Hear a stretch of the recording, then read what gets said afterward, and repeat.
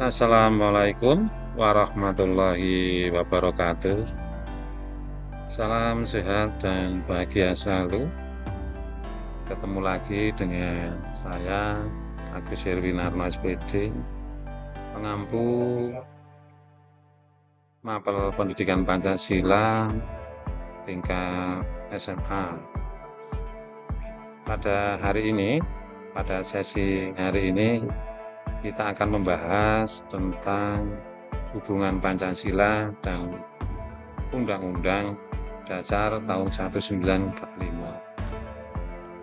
Materi ini digunakan untuk fase E atau kelas 11 tingkat SMA.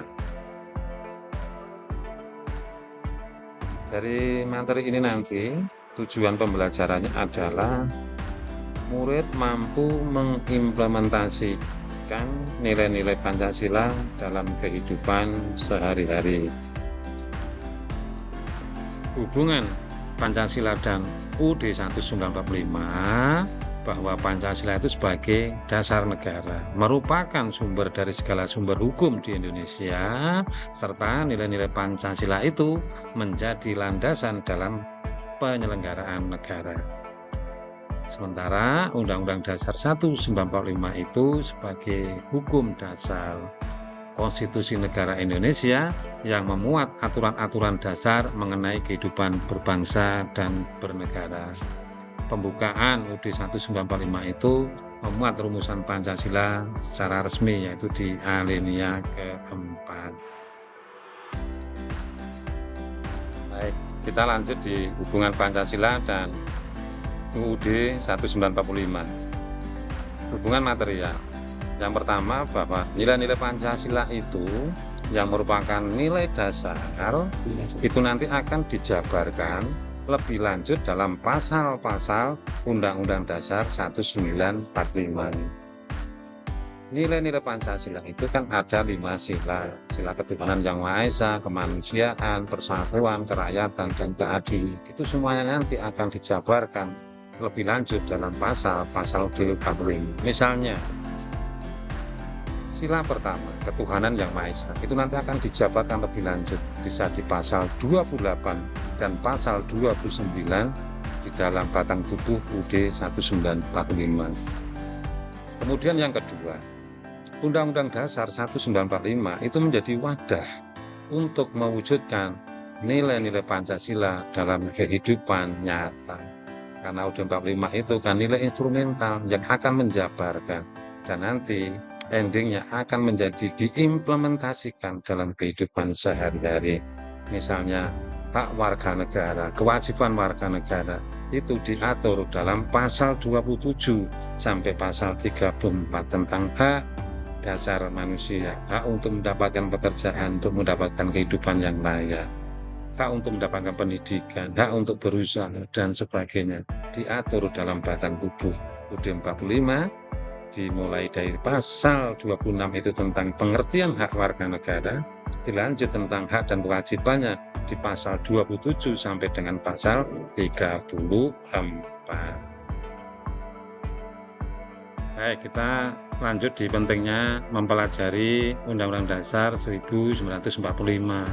Yang pertama, memahami hak dan kewajiban sebagai warga negara. Kita harus menyeimbangkan antara kewajiban dan hak. Kita tidak hanya bisa menuntut hak saja, tapi kita harus juga melaksanakan kewajiban. Kemudian yang kedua, bagaimana kita mengetahui sistem ketatanegaraan di Indonesia, bagaimana bentuk negara, bentuk pemerintahan, sistem pemerintahan yang dianut di Indonesia. Kemudian bagaimana kita bisa membangun kesadaran hukum dan taat pada peraturan. Dan yang keempat, bagaimana kita bisa menjaga persatuan dan kesatuan bangsa, karena negara Indonesia itu adalah negara yang besar, negara yang terdiri dari beberapa puluh suku, ras, dan agama.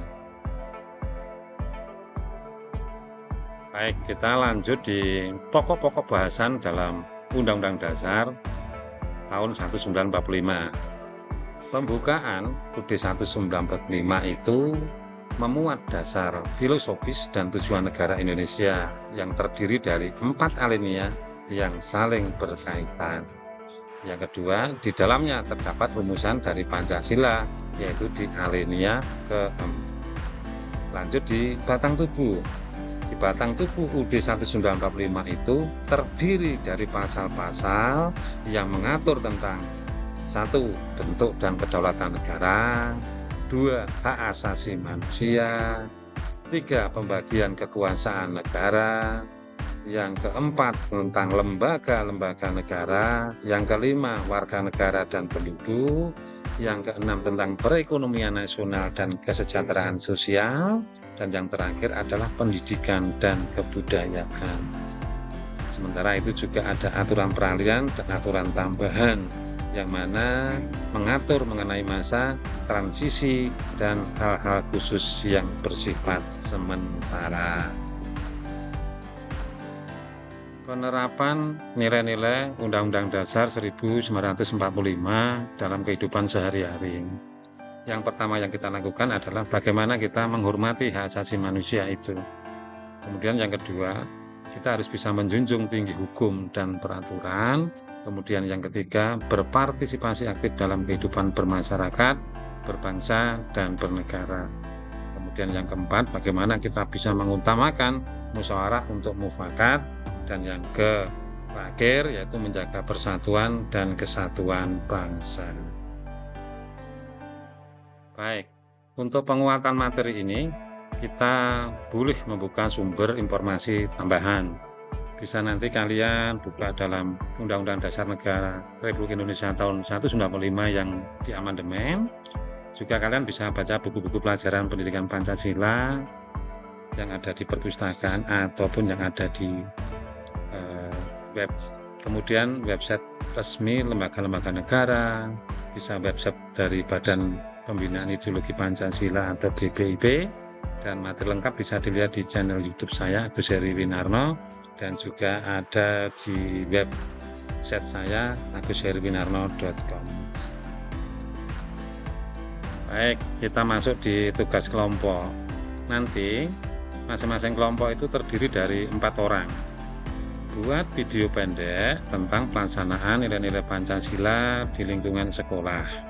Durasinya itu 30 detik, bukan 30 menit ya, 30 detik. Ukurannya potret, kemudian hasil video yang telah diedit, jadi kirim ke WAG kelas.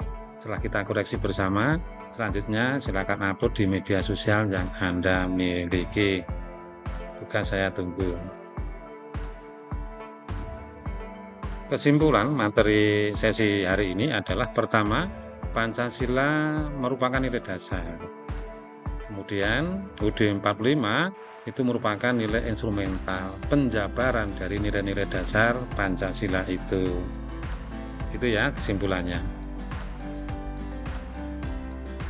Sudah sampai kesimpulan dan kita saatnya mengakhiri penyampaian materi hari ini.